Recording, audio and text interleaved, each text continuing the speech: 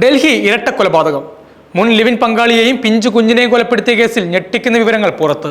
തലസ്ഥാന നഗരിലെ നടുക്കിയ ഇരട്ടക്കൊലപാതകത്തിന് ചുരുളഴിയുമ്പോൾ മനുഷ്യബന്ധങ്ങളിലെ സങ്കീർണതയും വൈരാഗ്യവും പ്രതികാരവും ഒരു പിഞ്ചു കുഞ്ഞിന്റെ ജീവൻ പോലും അപഹരിക്കുന്നതിലേക്ക് നയിച്ചതിന്റെ ഭീകരമായ ചിത്രം കൂടിയാണ് പുറത്തുവരുന്നത്. ഡൽഹിയിലെ മജ്നു കാട്ടിലയിൽ മുൻ ലിവിൻ പങ്കാളിയായിരുന്ന യുവതിയെയും അവരുടെ സുഹൃത്തിന്റെ 6 മാസം പ്രായമുള്ള കുഞ്ഞിനെയും കഴുത്തറുത്ത് കൊലപ്പെടുത്തിയ കേസിലെ അന്വേഷണം ഞെട്ടിപ്പിക്കുന്ന വിവരങ്ങളാണ് പുറത്തുവരുന്നത്.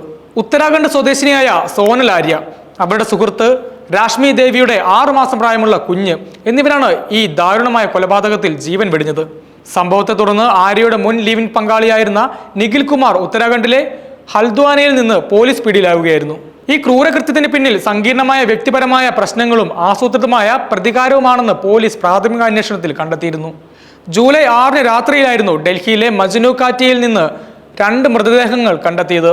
ഒരു യുവതിയുടെയും ഒരു പിഞ്ചു കുഞ്ഞിന്റെയും മൃതദേഹങ്ങൾ കഴുത്തറുത്ത നിലയിലായിരുന്നു. പ്രാഥമിക പരിശോധനയിൽ തന്നെ ഇത് കൊലപാതകമാണെന്ന് പോലീസ് സ്ഥിരീകരിക്കുകയും തുടർന്ന് നടത്തിയ അന്വേഷണത്തിൽ കൊല്ലപ്പെട്ട യുവതി സോനൽ ആര്യയാണെന്നും കുഞ്ഞ് രാഷ്മി ദേവിയുടെ മകളാണെന്നും തിരിച്ചറിയുകയും ചെയ്തു.